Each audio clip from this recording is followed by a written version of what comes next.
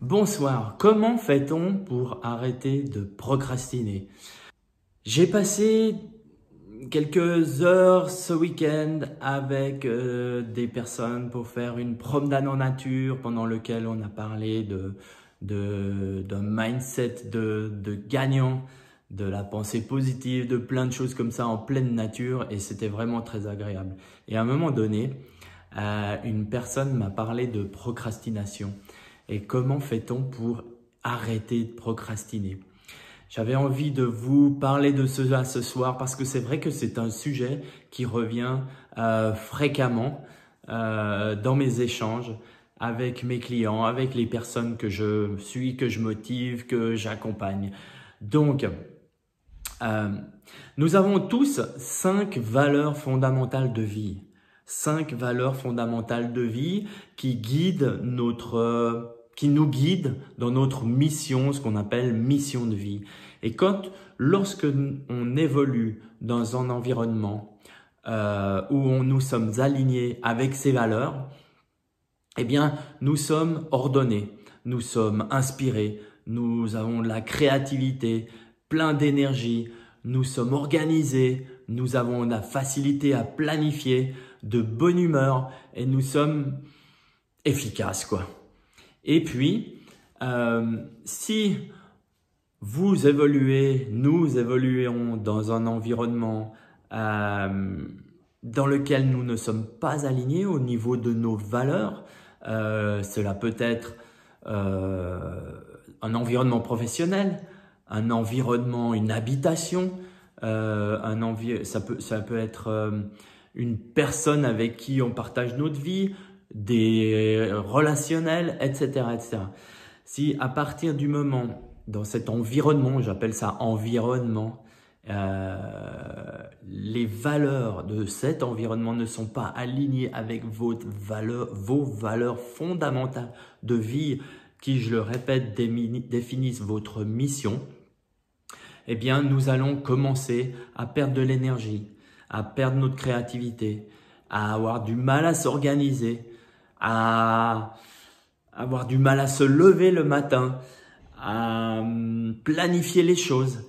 Et puis finalement, on va commencer par procrastiner et puis ensuite se culpabiliser.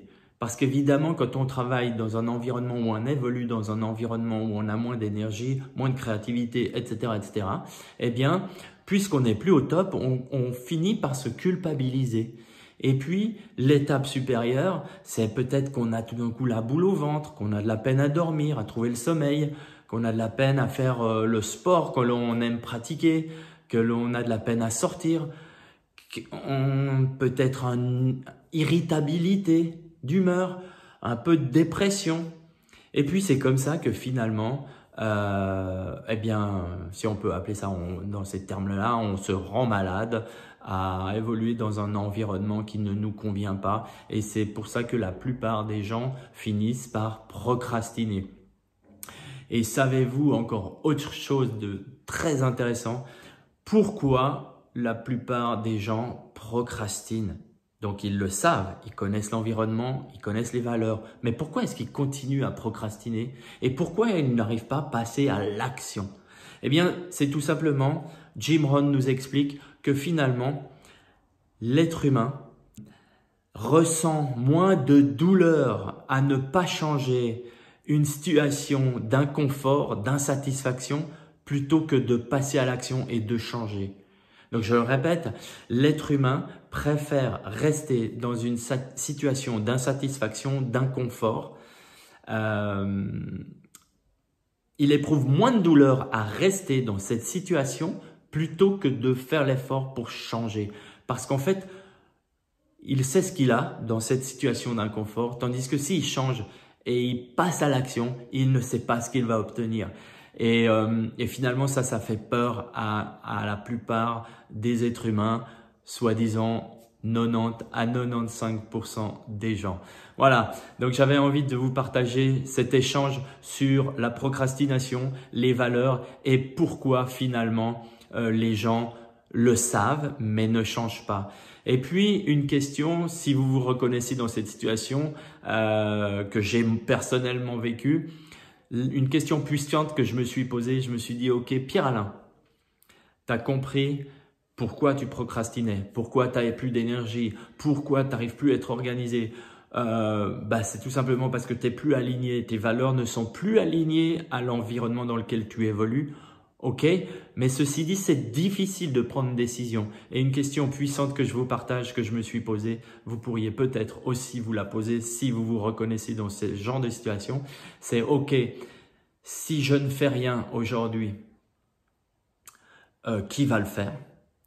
Et la deuxième question, c'est si je ne fais rien aujourd'hui, où est-ce que je serai dans 5 ans si je continue comme ça, avec un mal de ventre, avec un manque d'énergie, un manque de vitalité, un manque d'envie? Donc voilà, j'avais envie de vous partager cet échange qu'on a eu ce week-end dans la nature pendant une marche. J'espère que cette vidéo vous éveille votre curiosité, peut-être utile pour vous ou pour des proches. Sentez-vous libre de la partager. Et si vous appréciez mes vidéos, mes capsules, eh bien n'hésitez pas à vous abonner à ma chaîne YouTube en cliquant le lien juste ci-dessous. C'était Pierre-Alain, je vous dis à très bientôt pour une prochaine vidéo.